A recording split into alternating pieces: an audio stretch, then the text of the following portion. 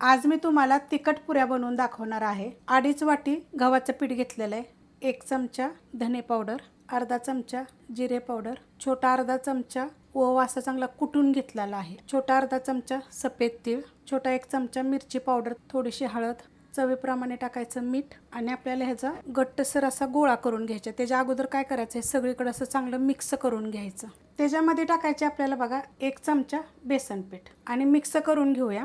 अशा पद्धतीत बघा घट्ट मळून घ्यायचं आणि आपल्याला ह्याला का नाही अर्धा तास जरी झाकून ठेवलं तरी चालतंय, ना तर 1 तास जरी झाकून ठेवलं तरी चालते। आता ह्याला मी झाकून ठेवणार आहे। आता ह्याच्या काय करायचं माहिती आहे का, गोळ्या करून घ्यायच्या छोट्या छोट्या, लाटण्याला तेल लावायचं हलकंसं, पिठाला लावलं तरी चालतं किंवा थोडंसं खाली पीठ जरी घेऊन लाटलं तरी चालतं। आणि आपल्याला जास्त पातळ करायचे नाही आहेत, जाडसरच जरा ठेवायच्यात। बघा अशा पद्धतीत मी लाटून घेतलेले आहेत, छोटे मोठे आपल्या आवडीप्रमाणे लाटायचे। तेल ठेवले बघा गरम करायला आणि तेल चांगलं कडक गरम झालेलं आहे। आता त्याच्यामध्ये आपण पुरी सोडून घेऊया।